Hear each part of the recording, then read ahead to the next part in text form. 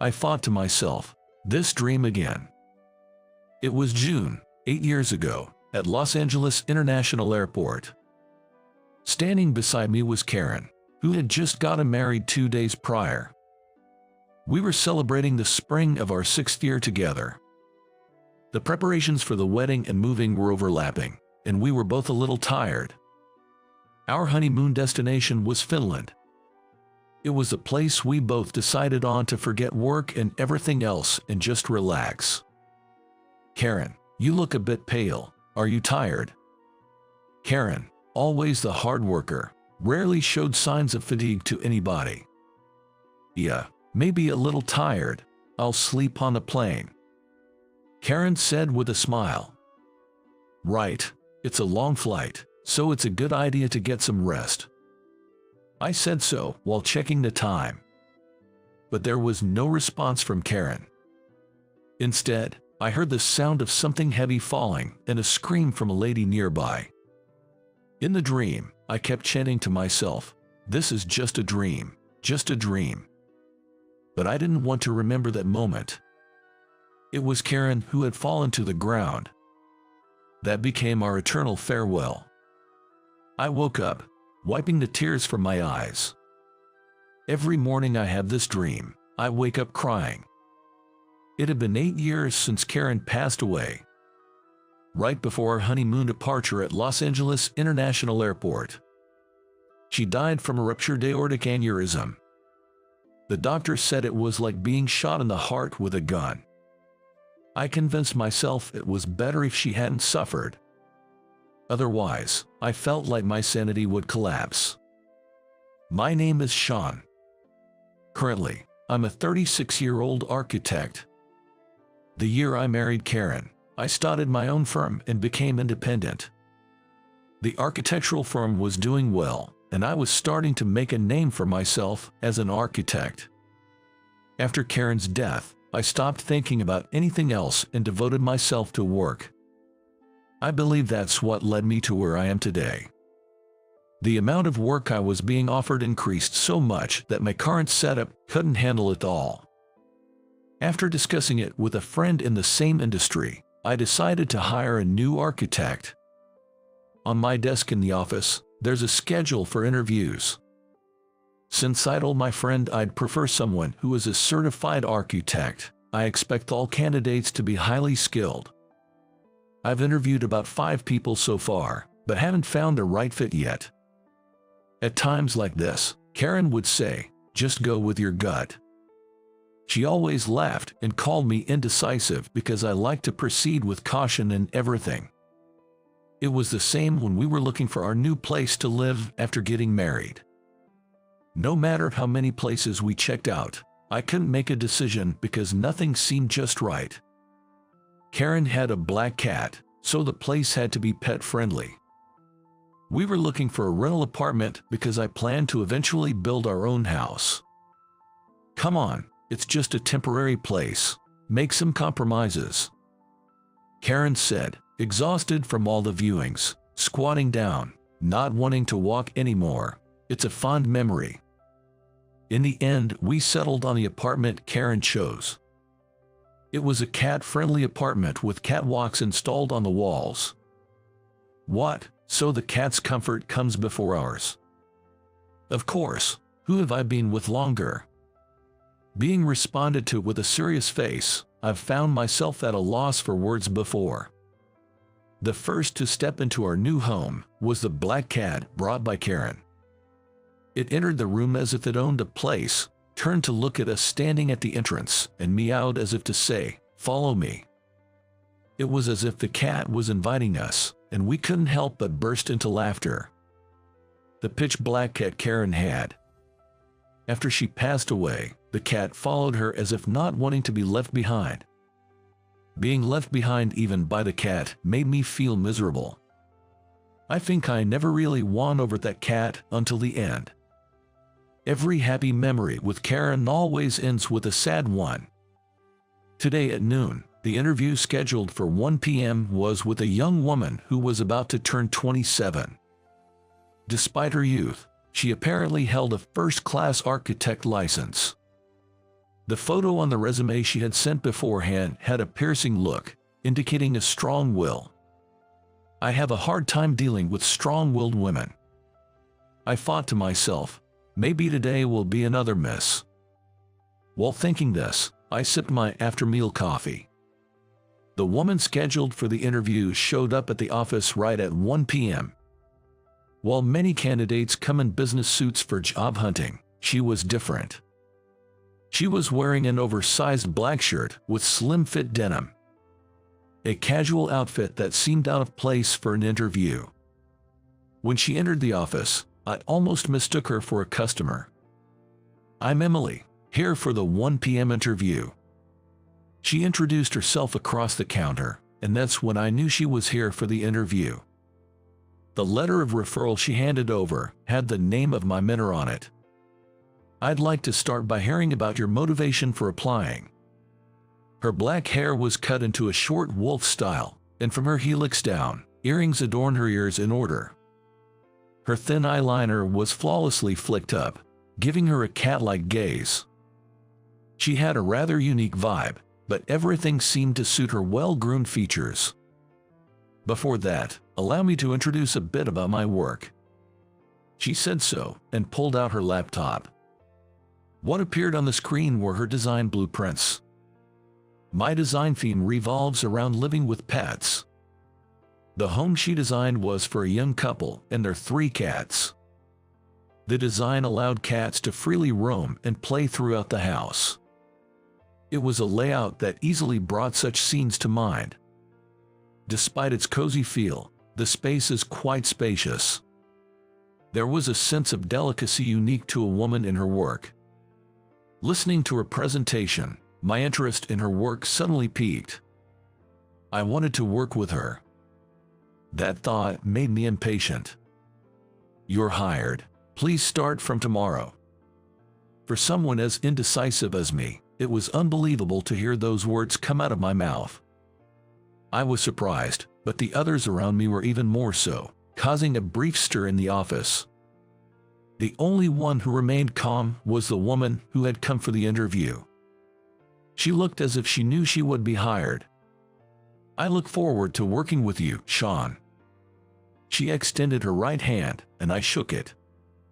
It was indeed a slender and small hand, the hand of a young woman. From the next day, she became an immediate asset to our office. The existing staff, motivated not to be outdone by her, began to put in even more effort. The performance of our office started to improve steadily. One evening, as I returned to the office from the site, I found a small cardboard box placed in the narrow space between our office and the neighboring building. "What's that, Sean? What are you doing?" As I was reaching into the gap to move the cardboard box, Emily, who had just returned to the office at the same time, called out to me. "There's a box here," I replied. "Let me see," she said, peering into the dim space. Then, with a look of sudden realization, she slid into the gap between the buildings without a care for her clothes getting dirty.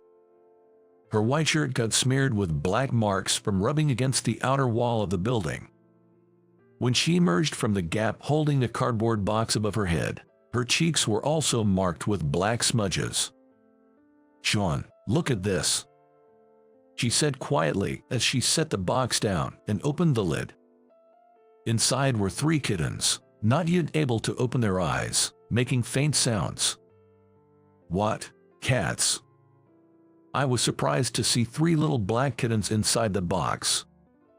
"I'll take them to the vet," Emily declared, picking up the box.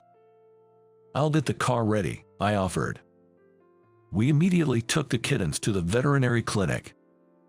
Although they were a bit weak, we were relieved to hear they were not in any life-threatening danger. The thought of someone abandoning such small lives was horrifying and infuriating at the same time. Emily was listening carefully to the veterinarian, gathering all the necessary care instructions. It seemed she intended to take them home.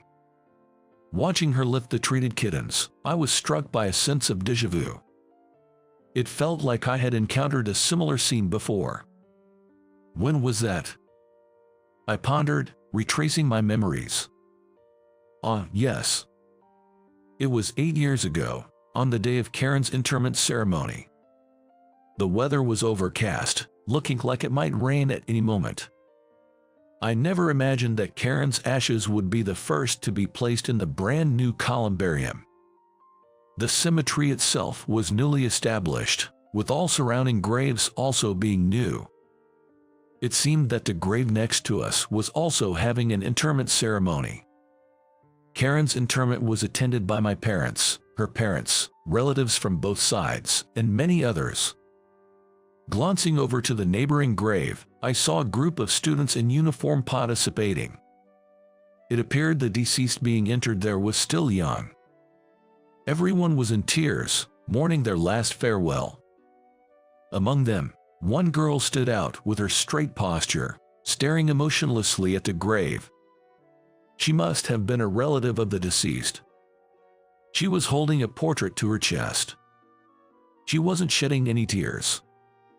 Her expression was devoid of all emotion, as if she was completely detached from the surrounding sounds. After the interment was over and I had seen off the attendees, I lingered alone in front of the grave for a while. I wanted to smoke a cigarette, but the neighboring grave was still occupied by the other ceremony. I chose to refrain, out of consideration. As I stood there, lost in thought, I overheard whispers from the attendees of the adjacent ceremony, not even crying. I couldn't help but listen in. All I could hear were comments like, "What a cold child." They were probably talking about that girl. Why do people assume that crying is the only way to express grief? Whether it's considered the norm or for some other reason, I believe that everyone grieves in their own way. I wonder if they thought the same about me. I thought in my mind. I couldn't help but laugh at myself, a bit self-deprecatingly. As I was lost in thought, it seemed the burial service next to us had ended. Seeing the adults who were whispering bad things about her now tapping her shoulder and saying, "Stay strong," made me feel sick. Once the murmuring crowd dispersed, the cemetery regained its quiet serenity. I thought about having just one cigarette and searched my jacket pocket. I heard the faint sound of footsteps scraping against gravel. It seemed someone was still at the grave next to us. Looking over, I saw her standing alone in front of the grave, holding a portrait. She suddenly turned towards me, as if she noticed my gaze. "Can you cry?" I was more surprised by my own words slipping out than she was, but she remained composed even when addressed. "The sadness hasn't reached me yet. It hasn't penetrated deep enough for me to feel it," she said, pointing to her chest with slender fingers. She said the one who passed away was her brother. Whether it was an accident or he took his own journey is unclear. She shared that something had indeed happened at school. I recalled the group of students in uniforms who attended. I didn't think she was lying. "It's creepy how they can just cry so easily, isn't it?" she said, noticing the frown on my face and giving a faint smile. "Who decided that you have to cry when you are sad? People cry even when they are not," she commented. I nodded slightly to her words. "Who decided how we're supposed to act in these situations? When Karen passed away and I didn't shed a tear, my friend said, 'It's okay to cry.' Hearing that made me feel uncomfortable. Perhaps she feels the same way. What she's feeling is despair. Thinking about the person who has suddenly disappeared from your world. Never being able to hear their voice, talk, or laugh together again. From your everyday life, only that person is missing. No matter how much you pray to God or perform memorial services, you can never meet them again. To dismiss this as merely sadness is absurd. This is despair.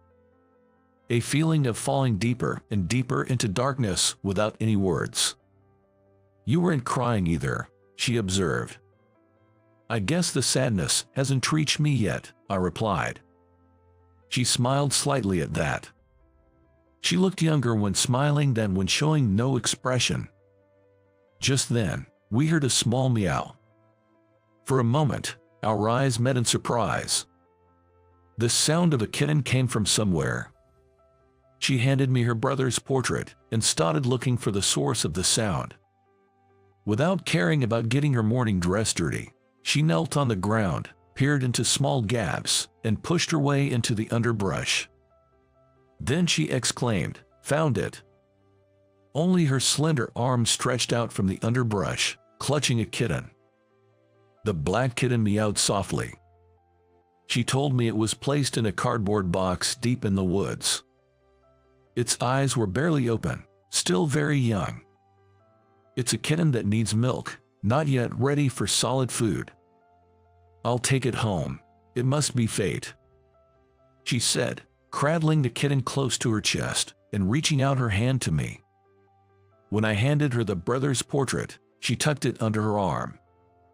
Then, "See you around somewhere, Sean."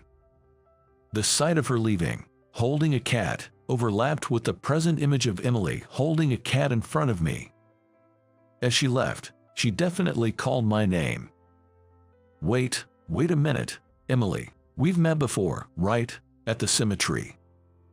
I suddenly exclaimed. She nodded without surprise, as if it was about time I realized it. Emily in front of me was the same person I met during Karen's burial. "You took quite a while to notice," she said. Standing there, she casually handed me a kitten as if it was the most natural thing to do. I accepted it, going with the flow. Being here, like this, handing you a cat, it's all natural. You would accept it, wouldn't you, Sean?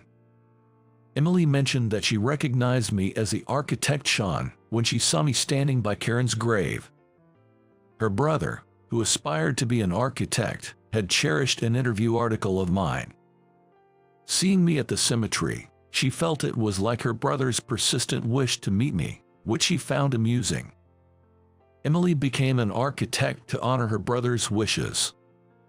She gave her a smile, saying she didn't have any particular dreams of her own. "So, coming to my office was also no coincidence," I said. "Yes, of course, it wasn't a coincidence. I insisted quite a bit to get that letter of referral," she revealed. The truths she disclosed fit together like a puzzle. "But why?"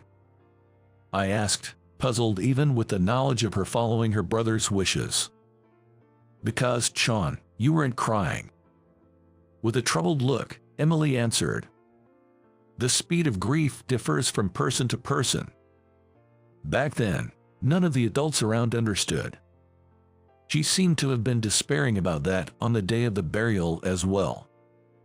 Then, seeing me, expressionless and holding a portrait by the neighboring grave, made her happy. Finding someone who shared the same feelings was comforting. Emily quietly concluded her story with these words. As she spoke, the kittens curled up on her lap, softly purring in their sleep. Watching her tenderly stroke the small backs, I remembered the slender arm that reached out from the underbrush that day. What happened to that kitten from back then? "Would it be okay if I raised these little ones?" I asked. Emily looked surprised for the first time. She had intended to raise all three herself. I mentioned that Karen, while she was alive, had a black cat. I also talked about how the black cat passed away, seemingly following Karen in death. "If it's okay with you, Sean, please take care of them. The kitten from that time is still doing well at my place," she said. The kitten from that time was still with her. "You're lucky to have been found by someone so kind," I said as Emily gently stroked the kitten, which stretched its limbs in contentment. Thus, the three black kittens were taken in by me. I even lifted each one up to show Karen's portrait. Now, the kittens run around the third floor of my office where I live and work, making it a lively place. I'm truly grateful none of my employees are allergic to cats. Their presence has naturally brought more laughter into the office. Everything seems to be moving in a positive direction. I felt this way every day. Ever since the black cats arrived, it seemed like the architecture firm began to thrive again. People say black cats are a bad omen. As I watched the kittens being pampered by the employees and murmured this, Emily told me, "You know, in the States, black cats are considered lucky cats." Emily looked at me with an expression that said, "Can't believe you didn't know that." "No, but you see, in other countries. But we're here in the States, aren't we?" She snorted in amusement, and I was left speechless. The employees who overheard our conversation burst into laughter. Feeling embarrassed, I was scratching my head when Lisa, a clerk who had been with us since the start, came over and said, "Sean, you've become more gentle." Perhaps she was right. After Karen passed away, the void that was left seemed to be filled by the black cats and Emily. The dream I had of Karen this morning didn't end in sadness. We went to see the cherry blossoms together, and a drunk Karen tumbled down the embankment, laughing in the stream. I have completely forgotten such memories, but they came back to me in my dream. I woke up laughing with her. For the first time since Karen passed away, I woke up from a dream about her without crying. Black cats as lucky cats. Watching the kittens running around, I indeed felt that was true, and it made me happy. On Karen's death anniversary, I went to visit her grave alone. I bought her favorite flowers and placed a cream puff in front of her grave. I had something important to discuss with Karen today. Kneeling down, I clasped my hands and spoke to Karen. Then something incredible happened. If you hesitate, they'll slip away. They are cats, after all. That was definitely Karen's voice.